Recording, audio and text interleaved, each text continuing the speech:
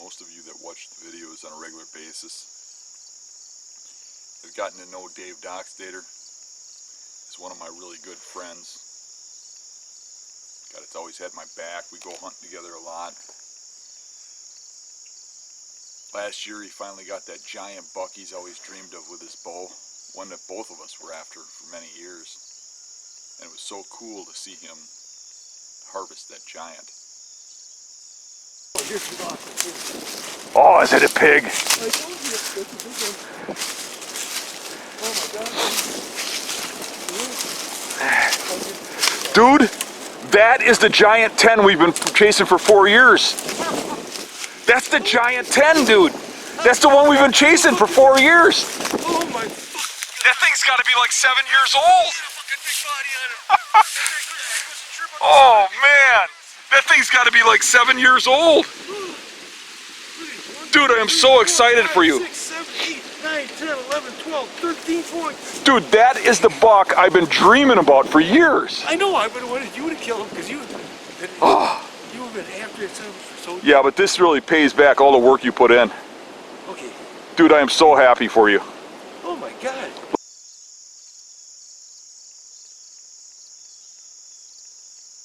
Dave got COVID a couple weeks ago, and he was having a hard time with it.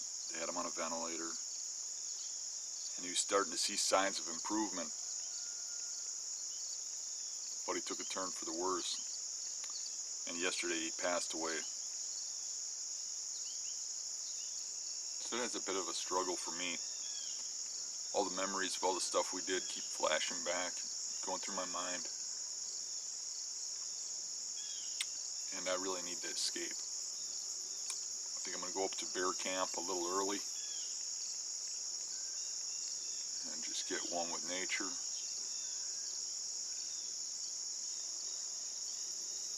He was too young and had too much yet to do.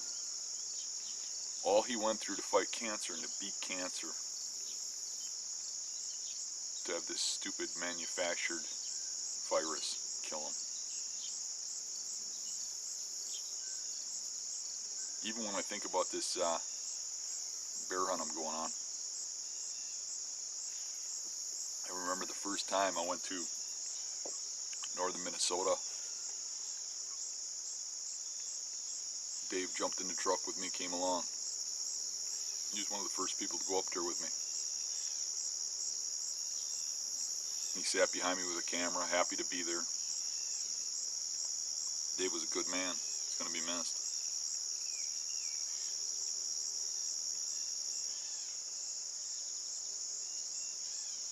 Gun deer hunting will never be the same. I kind of changed the whole way I gun hunt. I used to be real aggressive, get giant bucks, go out there and hunt alone, never let anybody inside my little circle. But when I brought Dave in, I found a new world, a new kind of hunting. More of a camaraderie. More about just friends going out hunting. I just got on his tracks and kept going. And all of a sudden me and Scott goes, hey. And he was just laying in his bed. He stuck his head up, so I shot him. Yeah. That was about it. Yeah, we're doing the drives, and Dan shot at him, and he made it through. And then we got on his tracks. They get out on front, and yeah, we circled around, and you stayed on the track, and you actually caught him in his bed and got him. Yeah. So show what happened with the antlers. Well, unfortunately, they wanted to take pictures of it.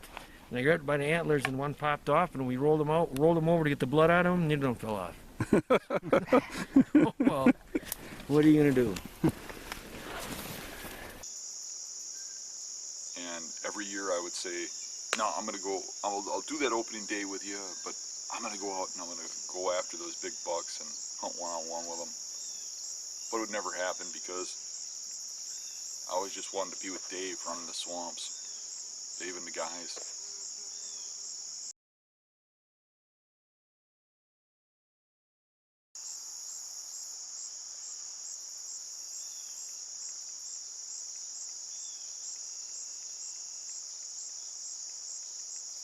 I really wanted to get up to Minnesota and check the cameras, rebait, and I didn't have a lot of time, didn't want to camp up there or anything, so I didn't bring camping gear. I just figured I'd drive up there, drive back after baiting. I know it's a 7 to 8 hour trip to get to our campsite, but one way.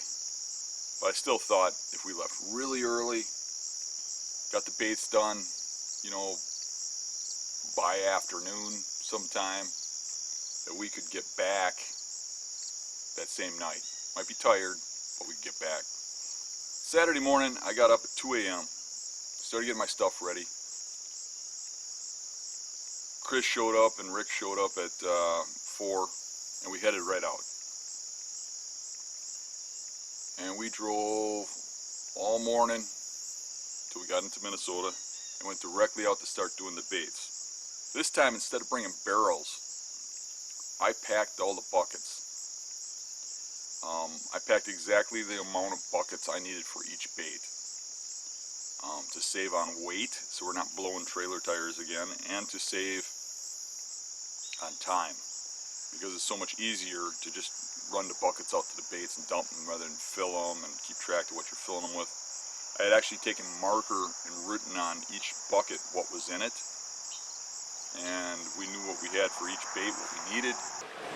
These buckets are heavier than I thought they were.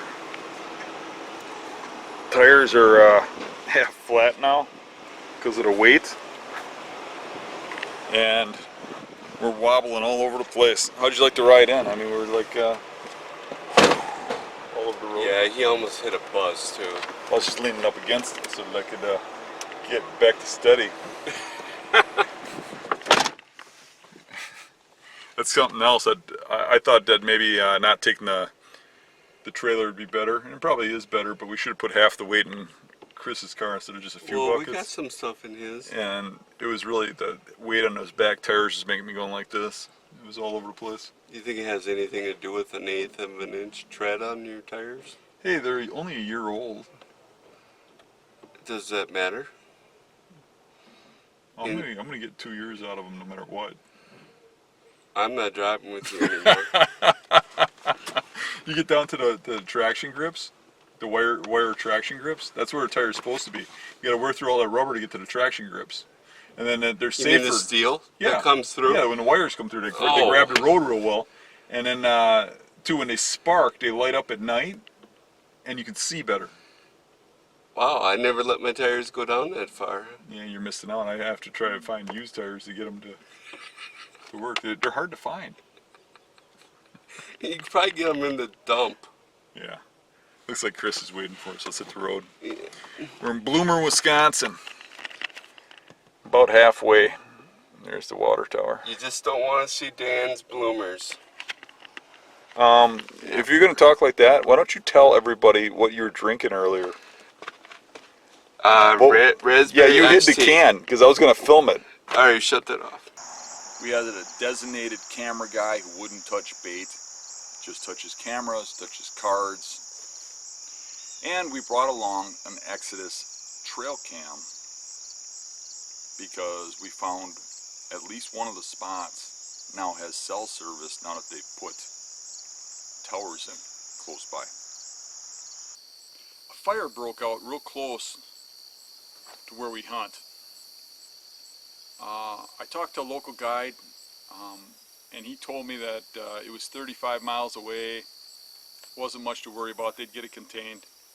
However, it just kept kind of growing and growing, and this fire is getting pretty big now.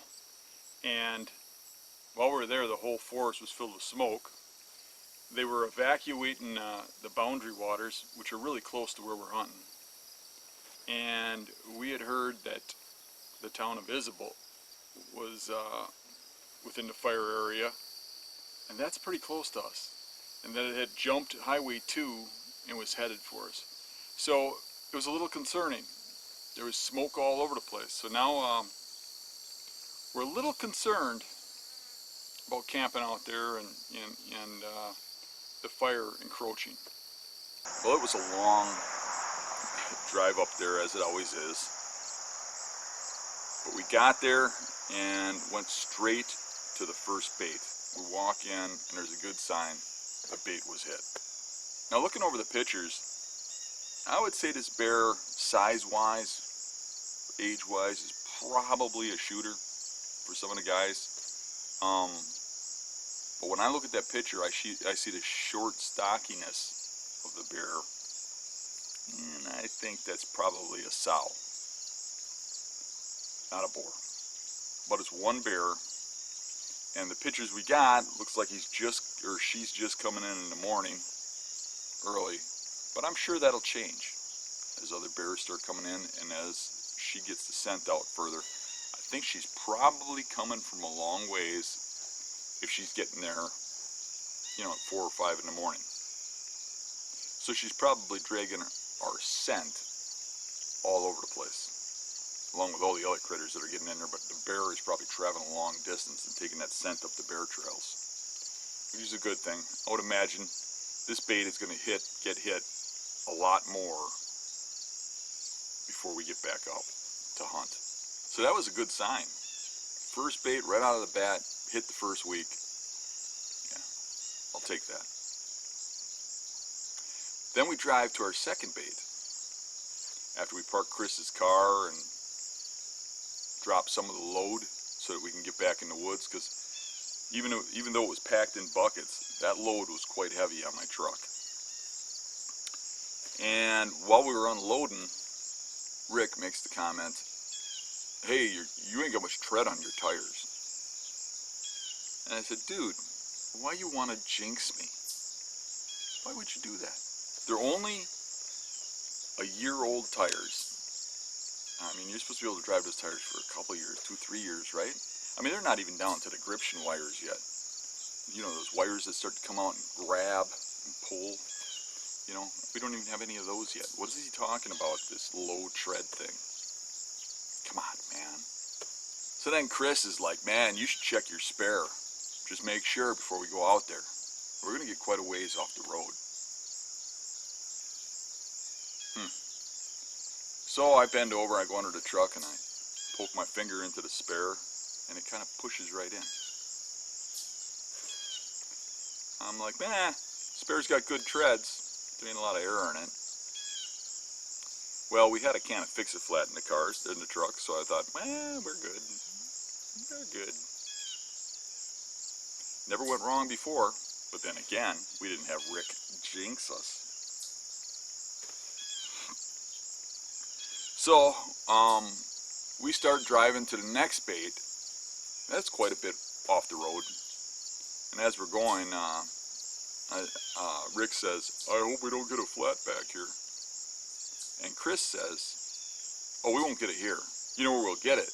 We'll get it on that last bait, that one that's way, way back there, an hour and a half off the road, where we got no cell service, where we're going to get stranded." And I said, "Man, now you're jinxing me?" But okay. So we get to the next bait. We used to call this the 3-rock bait because I set 3 rocks in a position, so when we're going down the logging road, you see those 3 rocks and you know where to go in.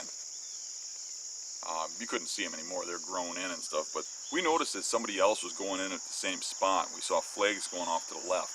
So we followed those flags and found another bait site, but nobody was baiting it yet.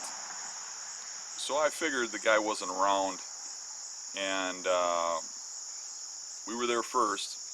And you know, in all fairness, we haven't had a tag in 5 years, so that guy has every right to bait near us. He might have looked at our bait and said, "Well, they're not around." But we got in there, it's, you know, baiting had been open for a day and nobody had baited it yet, so we baited our spot in the normal spot and flagged it so the guy would know that, hey, they're back, if he came back, which I didn't think he would. Well, now fast forward to this week. We go back there. We go back and we see flags going off the other way. And sure enough, this guy's back. And he's baiting close by, but at least he went onto the other side of the road. Pretty groomed trail, pretty well flagged. so I'd have to imagine it's an outfitter. But either way, I went and checked the bait. High hopes. That bait always has a lot of hits. Nothing. No hits. So we throw a little more bait on there, a little fresh stuff, scent it back up, and we turn around, get in the truck, we leave. So we're driving down a gravel road, and there's a little parking spot there, a little tiny sign that says Wayside, and take the trail back here, and here's where you go if you want to go potty.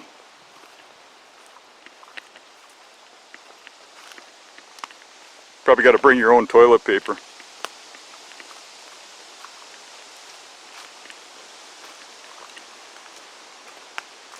Lift the seat up. So here's the toilet for the Wayside.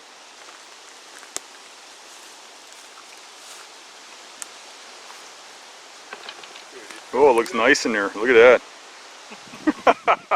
What do you think? Yeah, a little, not very private. Yeah, it's a fun spot if you're going potty and somebody else stops to go potty. Select the door. Last time I was here, there was a roll of toilet paper hanging up here. So then we go to the third bait. The third bait wasn't hit either, and I get a kick out of that spot because that spot is real close to the boundary waters, but as far that way as I can hunt, and there's a lot of traffic going up the main gravel road in and out of the boundary waters, and the area when you walk into it is just solid pines. Now, I probably would not have looked at that spot, but if you study the map, it was a pretty good spot because it had some good swamps behind it and a good bare travel route of a thin section of swamp that connected to another section beside it. But I didn't pick that spot out. A couple years back, Steve's first time up there, he picked that spot. And everybody always makes fun of that spot because it's not very far in from the road.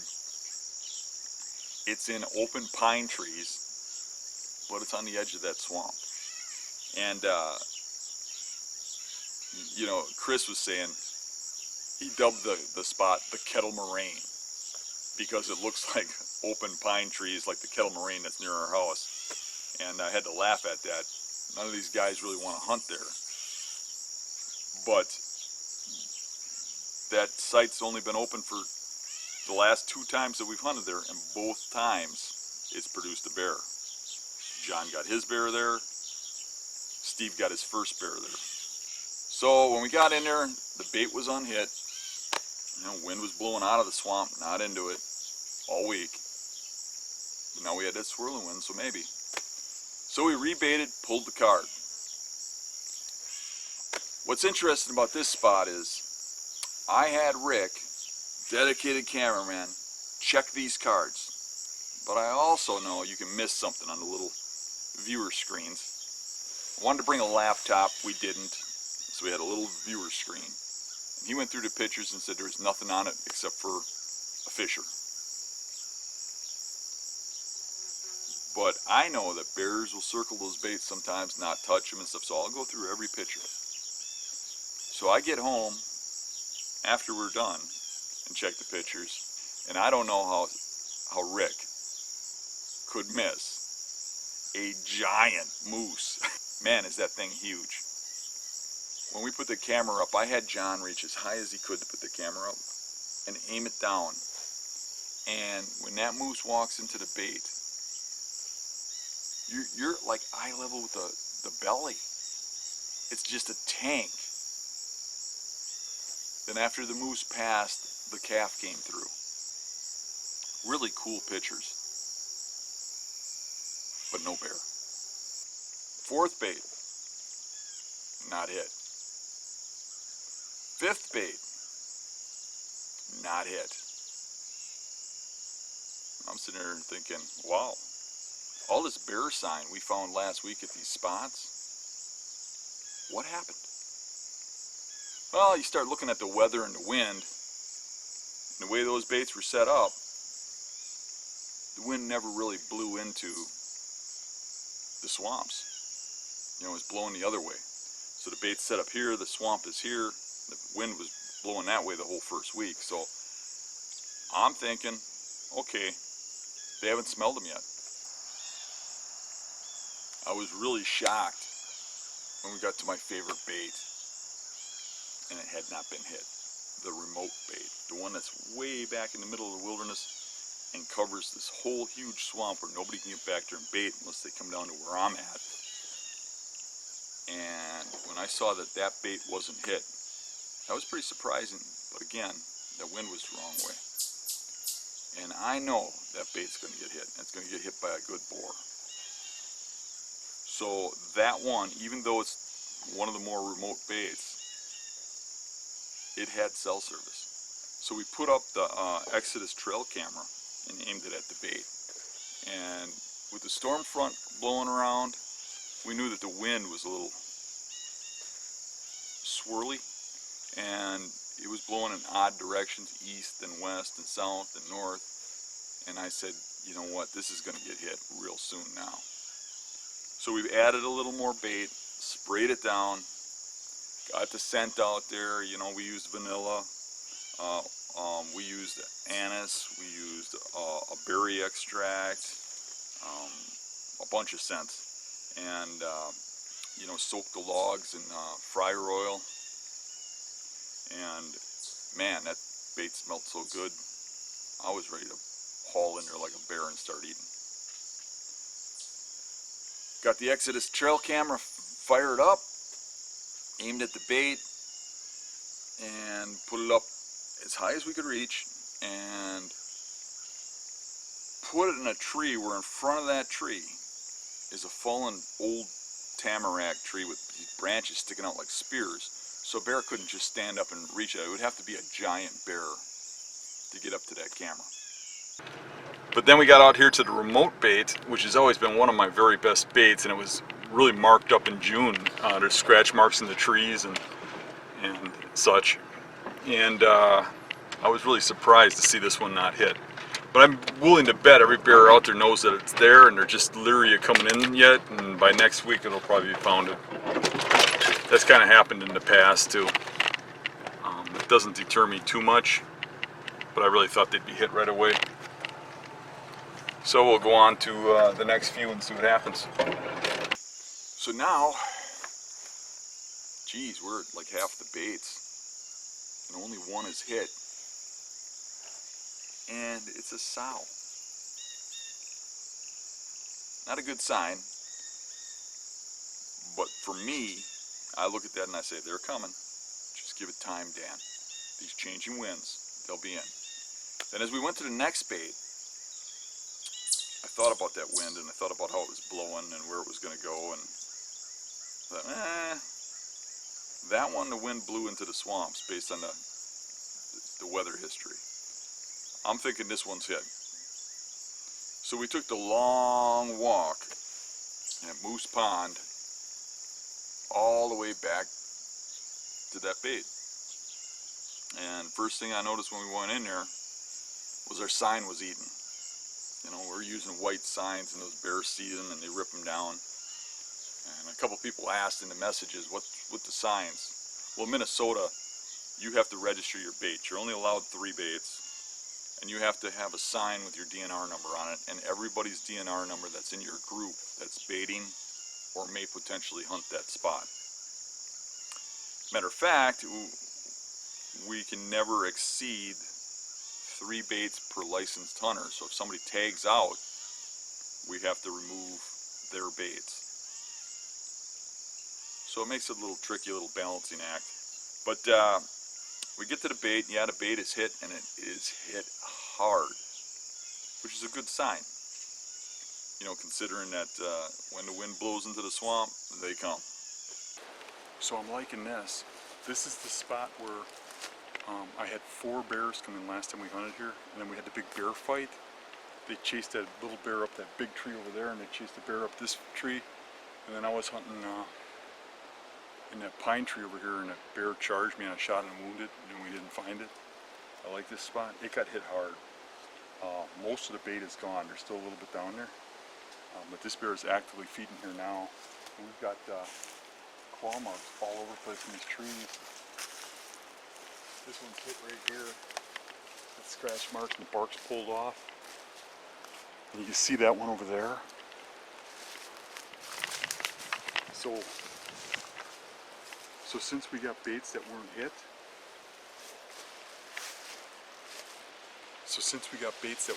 we're gonna put extra bait here and put us in. And oh, look at this! He ate the sign. Check this out.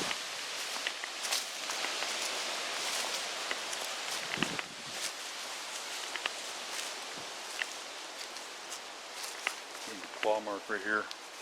You have to sign the signs down there. That's the trouble with those white signs. They attract attention. John put that up. We should be putting it up way up here because those bears do that every time.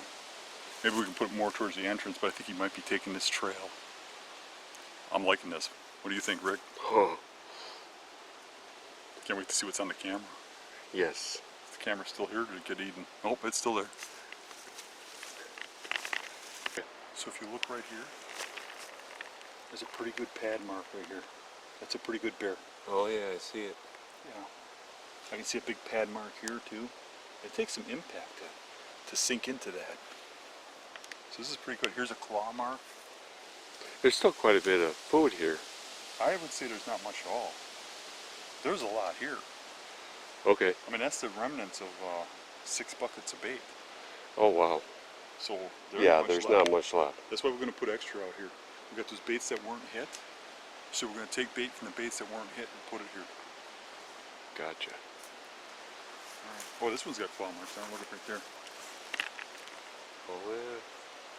It's a big bear. I think it's a big bear. I can't wait to see what's on the card. Somebody's gonna kill one here. Yeah. Hopefully we got pictures. Just a lot of stuff in the way of that camera. So today is a perfect day to bait because we got an east wind and I know it's going to be switching and we're going to get that scent blowing all over the place. We put, we got like 1, 2, 3, 4, 5, 6, 7 buckets of bait. Chris is going to get another one. Hopefully they don't eat through this. They were almost gone with what I brought the first time. And you know they probably didn't come in here the first night. So I'm hoping this is enough bait to tie them over till this next weekend. We got a bear trail coming in right here. A bear trail coming in right here. And they obviously took our trail because they ate that sign of ours. We've got a lot of dry dog food, different kinds. We've got donuts and cinnamon muffins. Candy. Lots of candy and lots of cookies. They love vanilla cookies. Put a lot of those in there. Put some chocolate cookies in there. And we've got a lot of bags of sugar mixed into the stuff. It's a good bait. They seem to really like the dog food. They seem to like the donuts. They don't eat as much of the peppermint candy as much as I would have thought. It's probably a little too strong. They eat it, you can see they drag it a little ways and chew at it a little bit, but they're not eating it as fast as the other stuff. This should be good. Here comes Chris with more bait, so when he gets over here we'll finish baiting this. We'll get the logs on there. I'm going to put the logs on in a way so that they're like this, because I want my kill tree to be over there, because we determined the thermals pull that way. So we're going to want those logs up like this, lengthwise, so the bear comes around over here to pull them. And I could see where he was sitting and where his paw marks went into it. He came in from this way, which was perfect. So the way we had him set up the first time, if he keeps repeating that, it should be good. It should be a good spot.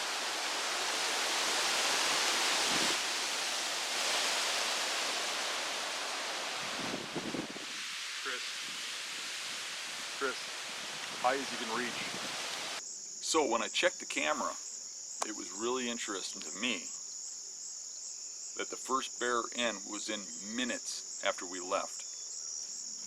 We couldn't have even been back to the truck yet. Running that chainsaw didn't bother it. You know, all that noise setting up stands, baiting. It was interesting to me that bear knew the routine. Oh, it wasn't a giant. It wasn't a big one. I mean, it'd be a good guy's first or second bear, or if a guy just wanted one, you know, for meat. But it wasn't a giant, but it came in right away. Now that bear getting down into those logs and getting covered in that syrup and scent and, you know, wandering up and down those bait trails, coming in and out constantly, and he was a regular resident from the time he found it, you know, on. So he was going in there and he was getting that scent everywhere. So it wasn't surprising when a big bear showed up. So this bear is definitely a boar, definitely a shooter. So okay, now we got one bait, one good one, and one bait that somebody'd be okay with getting that big sow. So we head to the next bait. And the next bait, the wind wasn't really right, but I thought this one's going to be hit just because of location. This one is a bait that we put down a low spot along this road, and it was as far back in as we can get. And all these last baits were surrounding this big swamp that we know through history, all the biggest boars seem to come out of that swamp. And that's where we have the most action, but it's also the most inaccessible area around there. The outfitters that run the roads on the outside can't get near the core of that swamp. They'd have to bust through there to get back there.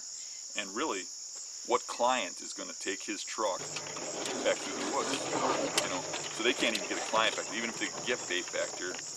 No guy that's driving some fancy camo trim truck is going to drive back there.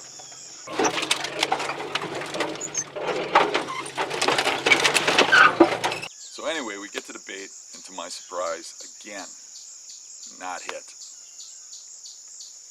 Disappointing to say the least, but wind's been wrong, and I know it. So we pull the card, rebait, resent, go back to the truck. Now we could, at that point, go straight and get to the most remote bait. But the first week I did that, and I had to go over these giant boulders, and I ended up breaking my running board and really going through some risky stuff. And we're so far back, I really don't want to go through risky stuff. All right, so we've only got 2 baits hit out of 7, or is it 8? Or 10? 10 or 9. 2 baits hit out of 9, which is a little disappointing. But the way the wind's been going, they're on the downwind side of the swamps, and the ones that are hit are both on the upwind sides of the swamp. So I'm expecting the next 2 to be hit, if that theory holds, because of what side of the swamp they're on and the way the winds was blowing. But we have a storm front coming through, and the winds are swirling today, so hopefully the scent gets all over the place. We can pick up some more bears. I would assume we will. But I'm pretty hopeful the next 2 are hit, the last 2. So let's go find out, right? So now here we are with 2 hits and only 2 baits to go. Kind of like, uh-oh, I hope these are hit. However, I kind of really figured that last bait would be hit. And probably the second from last one too. All these baits, when we were setting up the baits, had bear sign around them. So I'm like, the bears are nearby. It just takes that wind swirling around through the swamps where they're living. Well, when we got to the sow bait, it had not been hit. So that was kind of disappointing. I mean, last year when I hunted there and I shot the sow, I had 4 bears come in. I know it's a matter of time. I know that they're going to show up. They're going to be there. They're going to probably be there when we get back up now. But it's still a little bit like, huh. But it really takes that wind blowing back in there. And now we had that. So we headed off to the last bait. Now the last bait has me excited, and here's why. We put that bait in 5 years ago, the last time we hunted up there, for a specific reason. We were seeing how every time we go up there, there's this giant boar that's on the John's bait. And it would always be there right in the beginning, but it would disappear right around opening day. And I knew that bear didn't go back the other way, because the swamp funnels, we have baits in them. If it went that way, within a half-mile, it would hit one of our other baits, and we never had that bear show up on the other baits. Just that bait. And it had been showing up for many years. This bear has to probably be in his 20s. 20 years old or more, I think. It's a big old bear. Long and lengthy, kind of cool. So I'm thinking, that one bait hasn't even been hit. It's always hit by that bear, that John's bait. So this new bait would be a good spot. So last time when we were up there and we baited that spot, when that big bear disappeared, I put that bait in kind of in haste to try it. It was a long ride out there. It's an hour and a half after we leave the gravel road. And this one is a bad stretch of driving. You got to take the truck in four-wheel drive over some big boulders. You got to drive through holes. I mean, there's spots where you don't know which trail to go down. You go down the wrong trail and you end up in a swamp. I mean, an F-150 don't belong back there, even if it's really cool and has Minnesota pinstriping. Just don't belong back there. But you got to do what you got to do to get back there. So we took the long trek back there, and I was realizing that, man, we were pushing time. This baiting, even with the buckets preset, was taking me twice as long as I expected, which I was getting back to bait a little later than I wanted to. The whole way back, paranoid Rick and even Chris kept bringing up the tires and the this and the that, and I'm like, man, don't jinx me. And Chris is like, I'm telling you, you're gonna get it flat right at the last spot. Why would he say that? You know, whatever he says happens.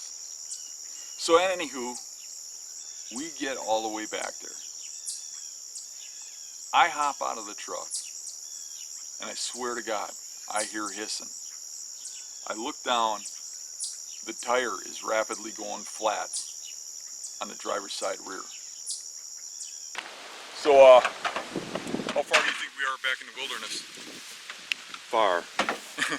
Hour and a half ride back here? Yes, at least. I got a flat. Not good. So, our spare's flat too. But we do have a can of Fix-A-Flat, so hopefully we make it out of here. If not, you'll read about our dead carcasses being found out here, because it is like a 3-day walk out of here. It is far. Yeah. I looked at Chris and I was like, thanks, man. Thanks. So now we're kind of in a panic, because we are an hour and a half off the main road. And I know my spare doesn't have much air in it. I'm hoping it holds air. So I start digging around for a jack through all the garbage and stuff in the back seat. Find the jack just fine. We get to the back and Bryce points out, hey dude, there's a lock on your spare tire. I'm like, really? He says, probably your ignition key. Go back to your ignition key don't work. I don't know if the ignition's been replaced, or I don't know if that lock is rusted, but we tried every which way to get it to work. Could not get that lock to work. So now it's like, uh-oh. It's going to be dark in an hour. It would take us 3 days to walk out of that spot. When's the last time somebody broke into your vehicle and stole your spare? Well, Ford is so worried about it that they put this locking mechanism in here.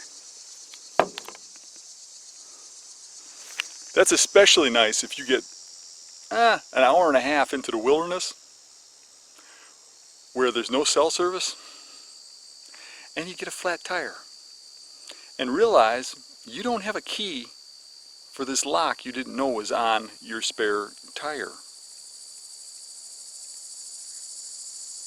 Thank God for crescent wrenches and pry bars, because we got it off. Who the heck puts a lock on a spare tire? Really? Then we were able to lower the spare. The spare was spongy. So we found a can of Fix-A-Flat. We were able to get a little bit of pressure in the tire with the Fix-A-Flat, but not a lot. It was sitting pretty low. And it's got a little dry rot to it. But it was holding there. So we had gotten the tire fixed. But now that ate up a lot of time. There's a lot of work getting that fixed and getting those bolts broke, getting that jacked up on uneven ground, on dirt. So then we get all the buckets out and we start going into bait. And because that spot's so remote, we're not baiting that far off of the trail. Maybe 100 yards off the path that we pushed our F-150 through. So we get to the bait and it is demolished. There's nothing left. There's a little bit of dog food and stuff. So we're excited. So this is the third bait and the last bait hit. Well, we're at the last bait. Dan's over there working on the truck with the flat tire.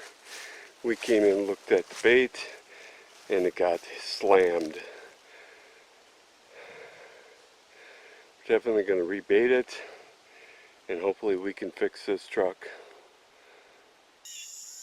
We checked the camera right away and lo and behold, the big boy is back. And there's several bears hitting it again.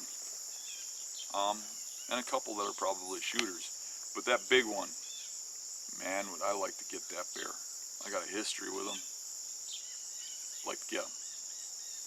Interesting enough though, when we get down to the last pictures, that bear was there from noon until we arrived.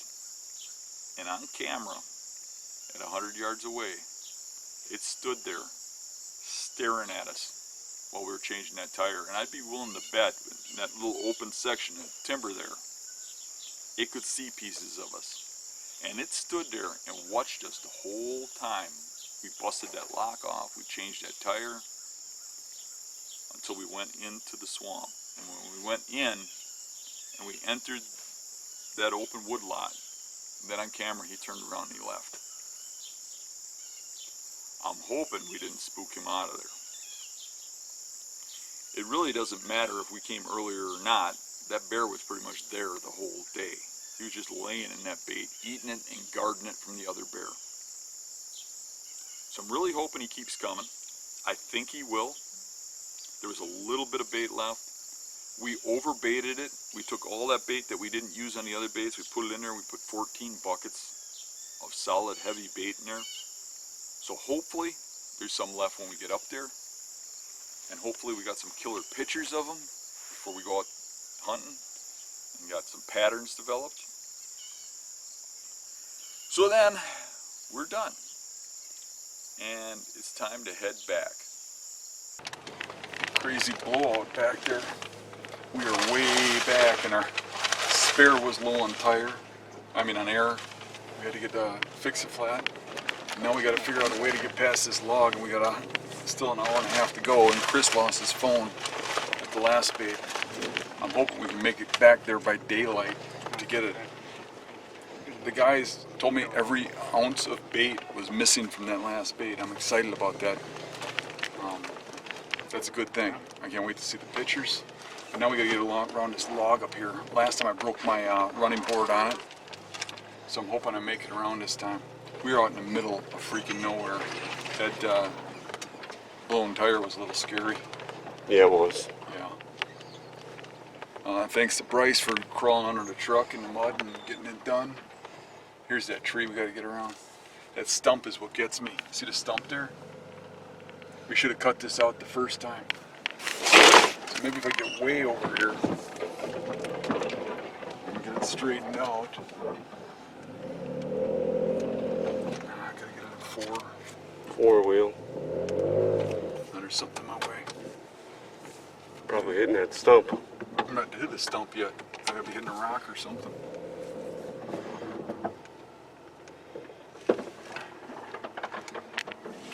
Right through That's here. the stump in front of you there. Your wheels hit the stump now.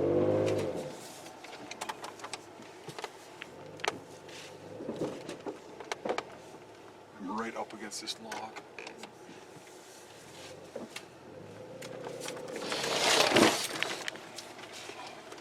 Did we do it? I never heard nothing break. No. We made it. Broke already. Let me get it out of 4. Alright. Now we are done baiting.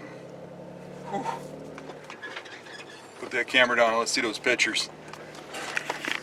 So we start coming back out, and now it's gotten pretty late because of the whole tire ordeal and stuff, because Rick jinxed us and Chris jinxed that spot, made it go flat there.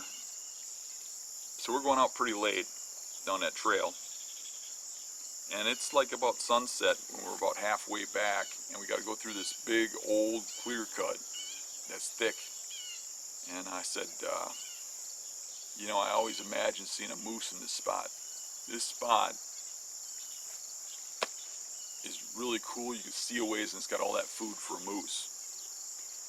So I'm like, keep your eyes peeled for a moose, and you know, the odds you see one. All the years I've been going up there, I seen the butt of one time when I was walking through some thick stuff, and I heard him walking next to me in this stuff, and I raced through to the river knowing he was going to cross the river in the direction he was going. And as I got to the river, all I saw was the butt going the other side. That's the only time I've even got a glimpse of a moose, and I don't even know if it was a cow or a bull. But we go over this hill, and as we come over, I see this big black thing in the road. At first I thought it was a bear. And then I'm like, no, it's a moose. And then I thought it was a cow, but when we zoomed in with the cameras, it was a bull. Young bull. That's a bull, dude.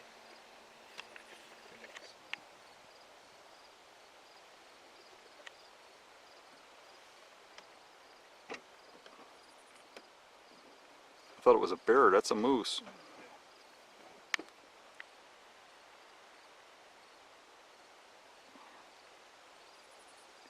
Wow, those things huge, eh? That's how you get through that brush. Look how long you like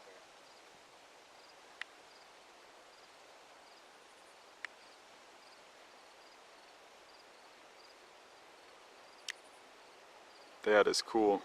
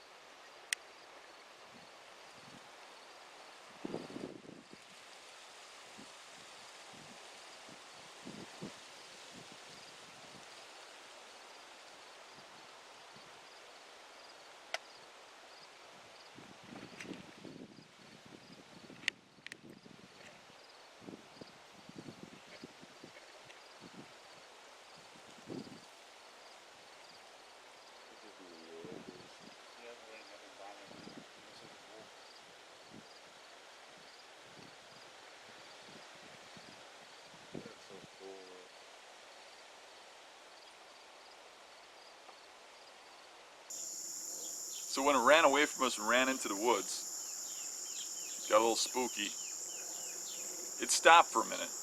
And when it did, I tried calling it. And much to my surprise, it turned around and started coming in.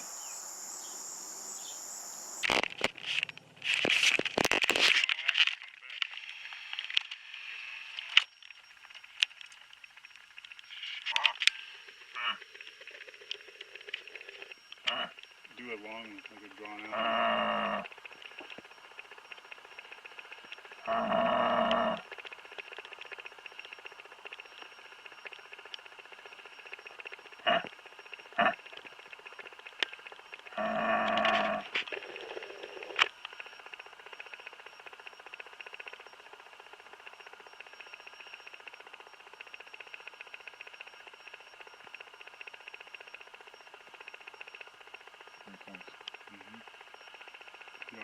Chris says sometimes they can't see it.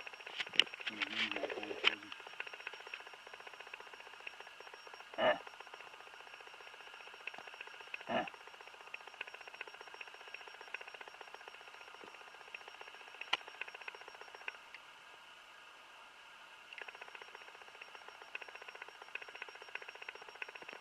Kind of move like a cow. Yeah, I know. I mean, you move like a cow, so usually Yeah, here comes he out. comes. Alright.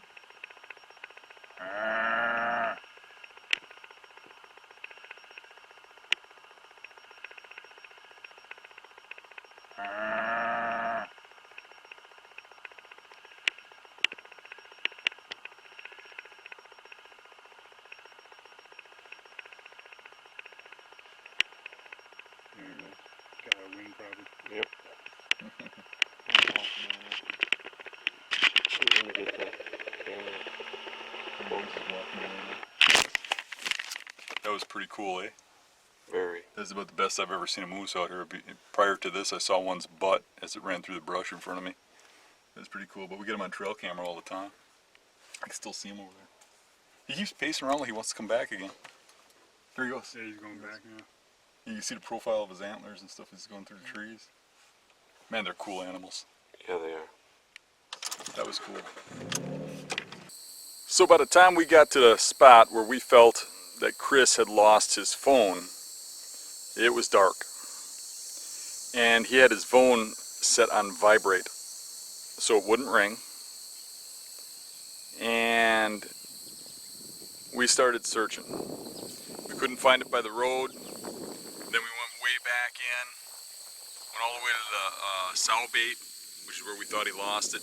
Wasn't there. So then we turned around, we started coming back, and Bryce was searching the sides of the trail and found it in some brush. And I have no idea how in the darkness he found it in that thick brush alongside the trail, but he found it.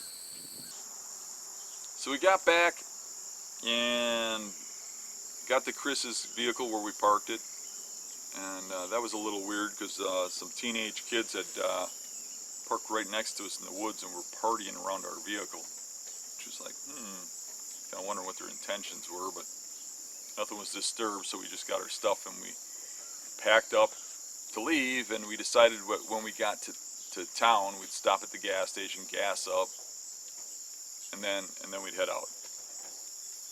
So I was a little worried about that tire because it was a little low. But we get to town, get in, I get the tank full, go into the gas station, get some last minute supplies to drive home, pay for the gas, and then I drive around to the back of the gas station.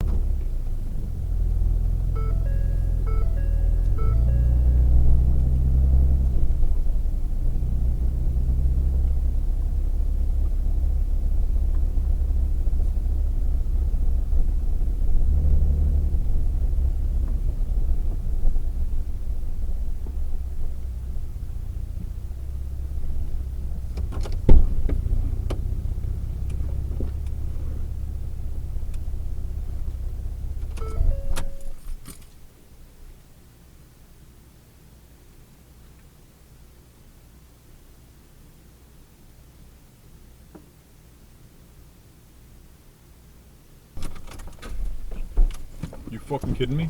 Oh my god. Are you fucking kidding me? Hey, my car won't start. Can you spin back around? Alright. To fill that tire. And now it's getting pretty late. I mean, it's like 10 o'clock at night. And we left Wisconsin to go up there to bait at 4 in the morning. So it's a pretty full day. We drive around and we park by the air pump, and Chris says, I'm going to hit the road. I said, go ahead, keep your phone on in case there's problems. And I start putting air in the tire. I get the tire filled up. I get in and I turn the ignition. Click. Click. Click. Turn the lights on. Everything seems to work. Plenty of power. Lights don't even dim when you click it. I'm like, uh-oh, uh-oh. So before he got too far ahead of us, I called Chris and said, hey, can you just swing back around? I might be having a problem here. So he turned around, he came back, and we figured it must be the starter. So I called my brother up, who's really good with vehicles, and he says, go under there and pound on the solenoid with a hammer. So Bryce, being a young guy, he's volunteered to fix tires, fix starters and all that. We got him to crawl under there, and all we had was that crescent wrench again that we beat the lock off with. So he takes the crescent wrench, starts beating on the starter. Tick, tick, tick, tick, tick. Try starting it now. Click. Tick, tick, tick, tick, tick. Try starting it now. Click. And we do that for about 10-15 minutes, and we're getting nowhere. So I'll call Bill back, and Bill says, well, try jumping the starter from the battery to the starter directly. So we put jumper cables on the starter, go down and try jumping the starter. Nothing. You get some sparks, but you don't even hear it whirring. So I tell him that, and he says, dude, I think your starter's shot. I don't think you're getting that vehicle started. He says, why don't you head over to my place, and we'll go up there in the morning and put a new starter in your truck. So I knew that his place was in the UP, and I knew he moved, but I figured he was still up there somewheres. It's like his cabin, his second home. He lives down in southern Wisconsin by me, but on the weekends he lives up there. So I've never been there. But I just, I tell him to give Chris the address, and Chris will navigate. And so he gives Chris the address, and we start heading out to Bill's place. And Chris is going to drop me off on his way home. Well, we're going about an hour, so now there's no real turning back. And Chris says, you know, the phone is telling me this is a 7-hour ride. I'm like, to Bill's place? I think he's up at a UP. He goes, he's not in the UP. He's in Marinette. And I'm like, oh, okay. Well, we'll just go there, and what happens, happens. So we get there, and it's broad daylight by that time, early morning, but it's already, the sun's risen up, and I have not slept now since 2 in the morning, Saturday. Now it's Sunday morning, the sun's out. So we get to this address, and I don't see Bill's truck. I don't see his wife's car. I look around, I don't see nothing. I don't see nothing that resembles something that would be Bill's place. I've never been here before. I'm not too positive this is the place. So I go up and I knock on the door. I get no answer. Look through the windows, nothing. Send him a text, no answer. Figure he's sleeping. So I tell Chris, just hold on a minute. Let me make sure this is his place. So I try the door. Door's unlocked. So I creep into the house, look around a little bit. I don't see anything that looks like I recognize of Bill's. So I sneak in the kitchen. I look for some envelopes or something that might have his name on it, some mail. Can't find nothing. Look in the garbage, see if there's something in there. Nothing. So I peek into one of the bedrooms. There's nobody in there. I just thought, you know what? The only clue I had is when I called him. He said he was fishing, and there was fishing gear by the door. That's the address he gave me. I think it's his house. So finally, I just told Chris, you might as well go. I knew he was really, he hadn't slept. He's tired and everything else. So I go back into the house, sit down on the couch and figure I'll find out soon enough if this is his house. I just barely close my eyes and I hear, "Hey!" I jump up, and thank God, it was Bill. So I had the right house. So he says, well, let's get a good start and get going. And just like I didn't know how far away his house was, he didn't realize how far away I was hunting. So we got in his vehicle and we drove the 7 hours back up with no sleep. I just laid down just on his couch. I didn't even lay down, I sat down and just closed my eyes when he came in. So we drove the 7 hours back up to where the truck was parked. So we get there, and now it's the afternoon of Sunday. No sleep since 2 in the morning the day before, Saturday morning. And Bill says, try it now that it's sat. So I get in, click, click. Now it ain't working, Bill. So he goes, I just want to go through what I told you to do first. Bear with me. For my own peace of mind, I want to make sure that we can't get it started before we go through all the work to put the starter in. So